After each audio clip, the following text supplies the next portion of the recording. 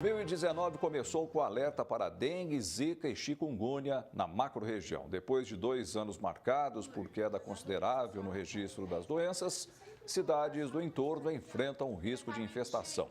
O destaque negativo fica por conta de São Joaquim da Barra, que já decretou estado de calamidade pública. Por lá, 2 pessoas morreram com suspeita de complicações da dengue. O sinal de alerta está ligado principalmente para Ribeirão Preto. Basta lembrar que em 2016 o município foi o centro de uma crise de epidemias. Mais de 35 mil casos só de dengue foram confirmados. Agregando valor às comunidades e integrando ao vivo a macro-região, formando opinião, em Ribeirão Preto está a chefe da Vigilância Ambiental e Saúde, Maria Lúcia Biagini. Em São Carlos, a coordenadora de combate às endemias, Denise Scatolini. Em Araraquara, Joyce Nogueira, coordenadora de gestão em saúde. Em Sertãozinho, chefe de divisão do controle de vetores, Juliano Mocin. E em Franca, Aline Inácio Ferreira, diretora da Vigilância Epidemiológica. Ribeirão Preto, vamos conversar agora com Maria Lúcia Biagini, ela que é chefe da Divisão Municipal de Vigilância Ambiental em Saúde. Para a gente entender, nós tivemos problemas sérios já há 3 anos quanto à dengue. Hoje a nossa situação está um pouquinho melhor ou estamos trabalhando para que realmente a gente tenha tranquilidade para a população? Boa tarde, a senhora. Boa tarde a todos. Olha, a nossa situação hoje não está tranquila. Nós estamos em alerta com a dengue. Estamos trabalhando para que não haja uma epidemia. Acreditamos que o que aconteceu em 2016 não vai acontecer agora em 2019, porém, o número de casos com certeza aumentará em comparação aos últimos 2 anos, 2017 e 2018. Até porque o tipo de vírus que está circulando, nós temos toda uma população aí suscetível a ele. A senhora estava dizendo de uma situação que ainda preocupa. E a gente fica se perguntando, calor, chuva, fazer a nebulização. É importante hoje? Dá algum resultado ou isso tinha que ter sido feito lá atrás? Veja bem, Ribeirão Preto trabalha durante todo o ano ininterruptamente, inclusive aos sábados, realizando o controle dos criadouros e nebulização quando necessário. Então, nós sempre fizemos a nebulização em casos suspeitos, fortes suspeitos de dengue, zika ou chikungunya, e como em casos positivos também, porque Ribeirão Preto trabalha de acordo com as normas do Ministério da Saúde e da Superintendência de Endemias, que é a SUSEM. Portanto, a nebulização costal portátil de casa em casa é feita. Agora, a nebulização veicular, ela já não é feita há muitos e muitos anos. Inclusive, quem realizava essa atividade era a SUSEM, né? Mas devido a alguns estudos, verificaram que ele não tinha eficácia, então, para não danificar o meio ambiente, foi retirado das normas. Muito bem. Vou a São Carlos agora, Denise Scatolini, instrutora e coordenadora de combate às endemias. Por falar em endemia, na sua cidade a gente vai ficar se perguntando o que mais traz de preocupação? É a dengue, chikungunya? Afinal de contas, o que traz hoje de preocupação é uma soma geral. Boa tarde. Boa tarde. A importância, a preocupação com essas doenças, todas as arboviroses são importantes porque todas podem causar mortes. Principalmente dengue agora com a circulação do sorotipo 2 nas cidades vizinhas e a provável introdução desse sorotipo em São Carlos pode provocar o aumento do número de casos graves e consequente mortes né, dos munícipes. Então, a gente se preocupa, sim, com dengue, mas também com chikungunya, zika e febre amarela na região urbana, cujo mosquito transmissor é o Aedes aegypti. Então, assim, tudo é importante e a gente solicita que a população faça a remoção de todos os criadouros, não só em suas casas, apartamentos, mas também em empresas, oficinas mecânicas, borracharias. Todo e qualquer recipiente que esteja com água é criadouro do mosquito que transmite essas arboviroses. A população tem reagido, tem correspondido àquilo que vocês pedem para ajudar nesse combate que a senhora acabou de colocar? Sim, a população, muitos ajudam, permitem que os agentes entrem nas casas, mas a gente tem recebido desde o ano passado muita recusa e isso é um fato muito importante e que tem que ser revertido através das campanhas, através das ações do poder público e da conscientização da população que essas doenças matam e podem causar situações graves, né, como chikungunya, que pode deixar a pessoa em situação incapacitante por vários anos, zika, que já tem as complicações neurológicas, né, que a gente conhece, no caso de gestantes, né, para as crianças que nascem de mães infectadas. Então, todas são doenças muito importantes e que a população tem que ficar em alerta, principalmente não só no período de verão, mas todo ano. Eu vou agora até Araraquara, Joyce Nogueira, que é coordenadora de gestão da Secretaria da Saúde. Para a gente entender, diante do cenário que nós estamos com muita preocupação, Araraquara está preparada, a saúde pública da cidade, para receber pacientes, fazer diagnóstico da dengue, chikungunya e assim por diante, e para dar início ao tratamento? Boa tarde, a senhora. Boa tarde a todos. Sim, toda a rede de saúde pública de Araraquara está estruturada para receber os pacientes com caso suspeito de dengue, zika ou chikungunya. Todas as unidades estão equipadas, as unidades de saúde, os postinhos de saúde, equipados e preparados, estruturados para receber o paciente e para ele ter todo o primeiro atendimento, exames necessários, hidratação nas unidades, todas as unidades estão equipadas. Então, o paciente ele pode procurar o postinho de saúde mais próximo da casa dele. Deixa eu aproveitar. Em casos mais graves, aí ele... Pois não, pode concluir. Pode estar procurando a UPA. Aproveitar, deixa Isso, que... aí... Oi. Pois não. E os casos mais graves podem estar procurando a UPA. Tá, deixa eu aproveitar a deixa que a senhora acabou dando quanto ao trabalho nos postos de saúde. Tem também funcionário apropriado para isso? As pessoas estão organizadas para fazer esse tipo de atendimento, além dos médicos necessários? Sim, a gente estruturou quatro unidades de saúde, que são as áreas mais afetadas, para atender em horário estendido, tá? Essas unidades elas vão atender das 7 da manhã às 19 horas, às 7 da noite. E após o almoço, que é o horário de maior procura, a gente vai ter uma equipe específica de médicos e enfermeiros capacitadas para atender os pacientes exclusivamente de suspeito de dengue. Eu vou agora Essas unidades são... Oi, pois não, pode concluir, o Jardim por favor. América. As unidades são o Jardim América, Jardim Paulistano, Selmidei 1 e Iguatemi. Perfeitamente. Vou a Sertãozinho agora, Juliano Mocin, chefe de divisão do controle de vetores. Para a gente entender aí em Sertãozinho que tipo de preocupação vocês têm, pois afinal de contas tem Canavial, tem ainda Rio Grande passando por perto, tem um bocado de mata também. Afinal de contas, qual é o trabalho feito para evitar dengue, chikungunya, zika? O que vocês estão fazendo? Boa tarde. Boa tarde. A Prefeitura de Sertãozinho, né, ela visita todas as residências, todos os imóveis das cidades, né, e além disso, com orientação, prevenção, parceria com o meio ambiente para diminuir o risco, né, de de transmissão de doenças, parceria também com o departamento de obras, com remoção de entulhos inservíveis, né? Que aí você remove também problema com escorpião, problema com roedor, além das possíveis doenças, né, que a dengue, que o mosquito da dengue transmite, né, o Aedes aegypti.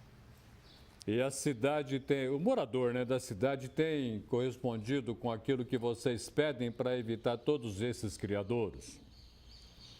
Na maioria das vezes, sim. Mas a gente tem alguns bairros, problemas, né, que a gente acaba fazendo a orientação, vai nas escolas, a gente faz a orientação com as crianças para mudar a opinião dos pais, né, porque é mais fácil você mudar a opinião de uma criança do que de um adulto, né? Então, esse tipo de ação em escolas e também nos bairros, fazendo a remoção dos criadouros, a gente faz sempre. Muito obrigado. Aline Inácio Ferreira, diretora da Vigilância Epidemiológica de Franca. Aline, o trabalho que vocês realizam perto das pessoas, consegue passar para as pessoas preocupação para evitar criadouros e também preocupação quando tiver qualquer sintoma um pouco mais estranho, correr procurar posto de saúde? Boa tarde. Boa tarde. É um trabalho conjunto, né, entre as secretarias de saúde, educação e meio ambiente.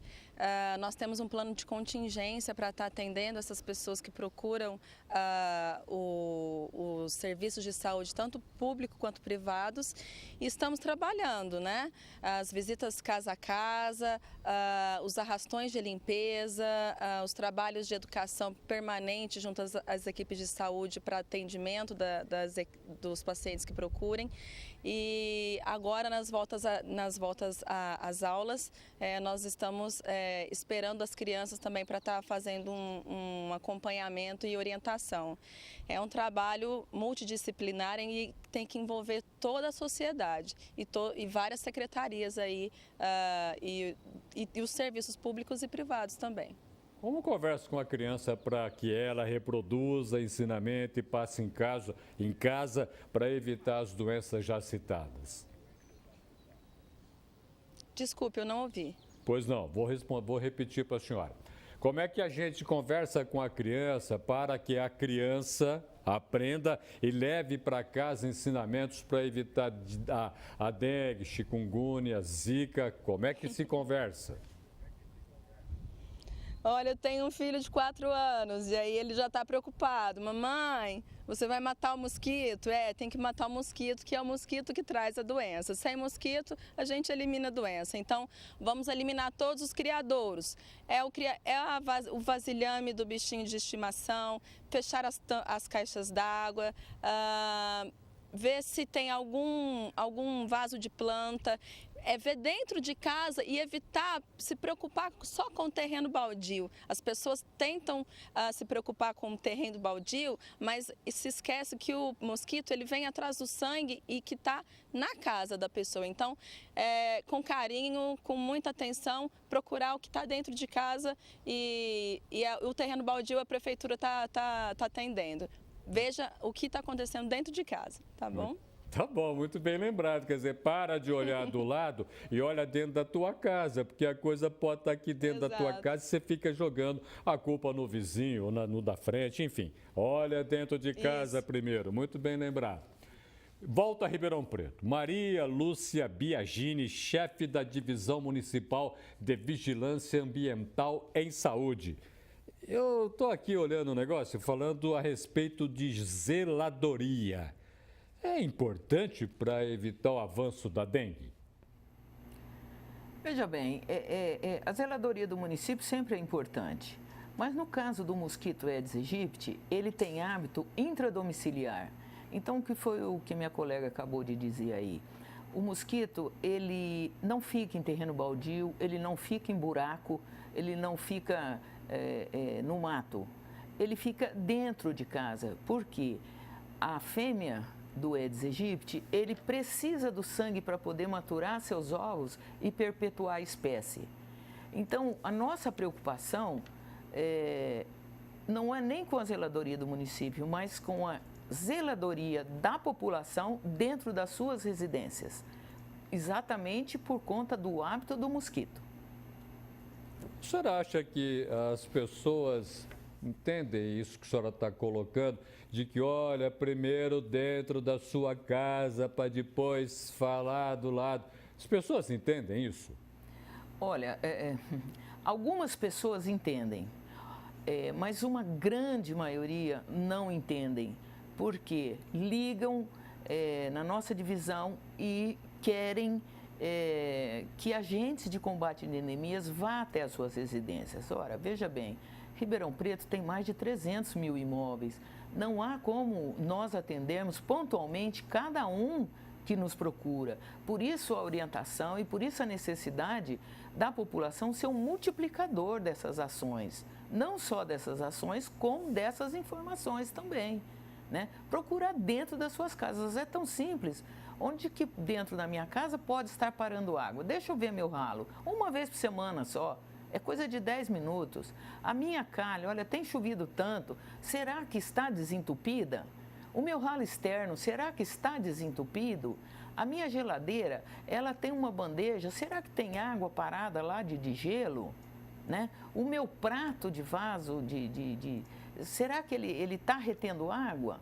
Porque os ovos do mosquito ficam aderidos a esses lugares até um ano, com capacidade para que, assim que ele entrar em contato com a água, ele eclode e vira um mosquito. Então, é essa mensagem que eu gostaria de passar. Muito bem passada. Vou agora até São Carlos. Denise Scatolini, instrutora e coordenadora de combate às endemias. Por que nós estamos voltando a ter endemia, afinal de contas, nessa nossa macro-região? Tem alguma explicação? Esses tipos de doenças, eles têm ordem cíclica, né? Então, o dengue, essa doença, ela teve a grande epidemia de 2015, teve em 2010, 2013, 2015 explodiu no Brasil inteiro. Nós tivemos 2 anos mais calmos em cidades onde houve uma condição de controle, que não é a condição de todas as cidades do estado de São Paulo e do Brasil. Por exemplo, a cidade de São Carlos. São Carlos teve esse ano de 2015, 2016, 17 e 18, anos mais calmos. E agora a tendência, com a entrada de um sorotipo circulante diferente do que já circulou em 2015, a tendência é que o número de casos aumente. Isso não é só da região, é do Brasil inteiro. Então, assim, o que a gente quer passar, o que a gente quer informar a população, que há necessidade iminente de que as pessoas façam o controle dos criadouros, fiquem em alerta em relação aos sintomas de todas as arboviroses e que, se em algum caso mais grave, quando a gente tem sinais de alarme para a dengue, que são febre muito alta, depois você tem um inchaço na parte abdominal, dor abdominal intensa, você tem que procurar a unidade de saúde para possível internação. Então, essas pessoas que estão com sinais iniciais de dengue ou sinais de alarme têm que procurar atendimento médico, porque elas não podem ficar em casa, porque isso pode causar óbitos na nossa cidade. Vou a Araraquara agora, Joyce Nogueira, coordenadora de gestão da Secretaria da Saúde. Falta recurso público para mexer com a situação que nós estamos enfrentando em toda a nossa macro-região, ou dinheiro contado ainda dá para levar? Não, sempre falta, né? Sempre falta. As ações são inúmeras, né? Tanto de zeladoria, que acaba ajudando, não é o essencial, mas ajuda.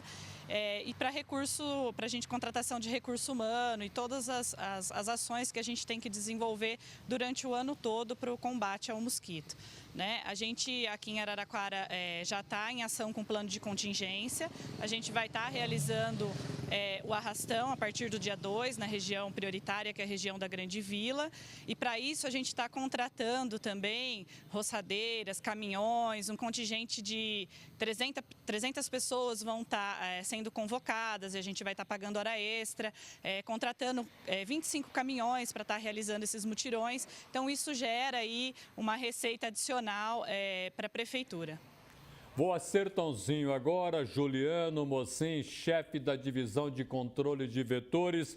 Por falar em controlar vetores, como é que a gente faz hora que escapa do verão, vamos lá depois para o inverno? A gente já tem que continuar se preocupando ainda em fazer controle mesmo no inverno?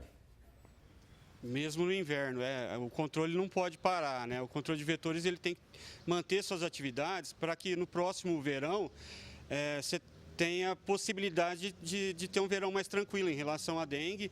E aí você também pode trabalhar outras pragas urbanas, né? Como escorpião, roedor e outras doenças aí que podem aparecer.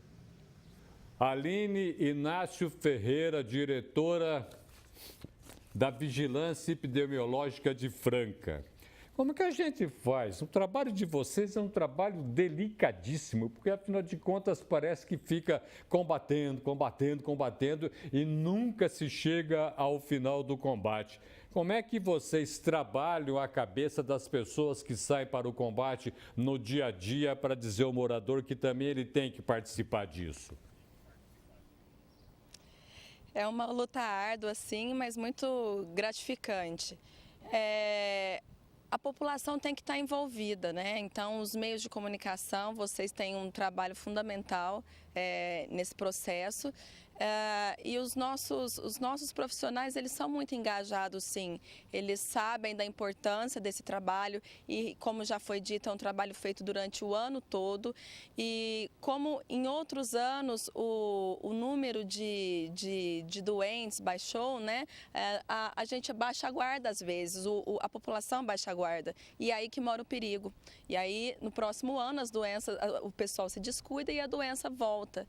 Então, é um trabalho contínuo, ela não é só no verão, a gente tem que fazer durante todo o ano e vocês, os meios de comunicação, poder público, as instituições de educação, privado e todo mundo junto a gente consegue o bem comum, o bem da população. Integraram a macro-região na edição deste sábado do Jornal da Clube. Em Ribeirão Preto, a chefe da Vigilância Ambiental em Saúde, Maria Lúcia Biagini. Em São Carlos, a coordenadora de combate às endemias, Denise Scatolini. Em Araraquara, Joyce Nogueira, coordenadora de gestão em saúde. Em Sertãozinho, o chefe de divisão do controle de vetores, Juliano Mocim. E em Franca, Aline Inácio Ferreira, diretora da Vigilância Epidemiológica. Professor, ouvimos bastante, várias as explicações. O problema é repetitivo. Até quando? Roberto, é realmente repetitivo e precisa às vezes ser, o que, sob certos aspectos, ligeiramente lamentável. Na verdade, o conceito de saúde unificada vem do século XIX. Unifica-se saúde animal, saúde humana e saúde ambiental. O objetivo, primeiro, começa com a saúde humana, mas não apenas ela. Preservar a saúde é a forma inteligente e correta de depois não ter que tratar da doença. A doença é consequência de equívocos na política de saúde que começa com a educação animal e educação ambiental. Por exemplo, nós temos certeza que a natureza não se defende, mas ela se vinga. E a ciência, na verdade, ela não tem dogmas. A ciência reduz a quantidade de incertezas no trato de problema com saúde, que, aliás, é o segundo item na folha de pagamento das empresas. E com um dado preocupante: a saúde médica tem uma inflação própria separada da inflação geral. A inflação médica tem crescido nos últimos anos, inclusive no exercício de 2018, 3 vezes mais que a inflação média de todas as áreas, inclusive a educacional, a alimentar, todos os itens que compõem a média de inflação. Agora, a inflação médica, planos de saúde, medicação, cresce quase 3 vezes mais. Isso desequilibra o orçamento das empresas e também o aspecto da saúde pública, que cada vez mais é procurada em função do desemprego que reduz os planos de saúde, problema próprio da empresa, que também tem redução na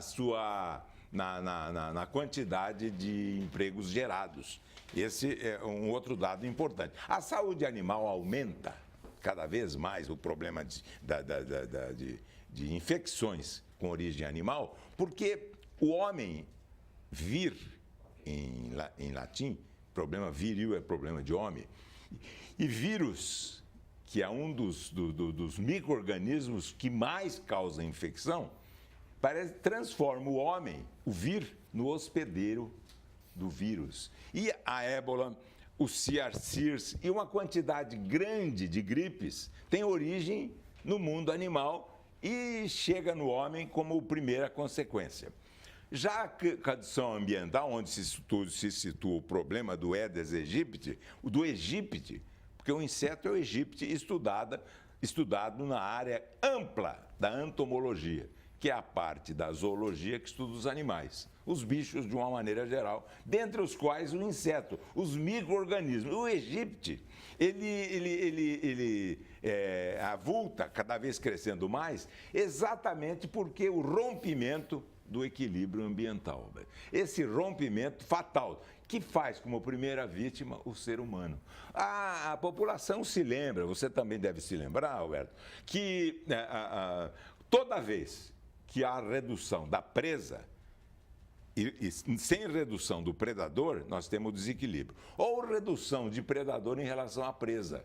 Nessa quantidade grande que nós vemos aí, gente falar todo dia que está aumentando a quantidade de escorpião. Por quê?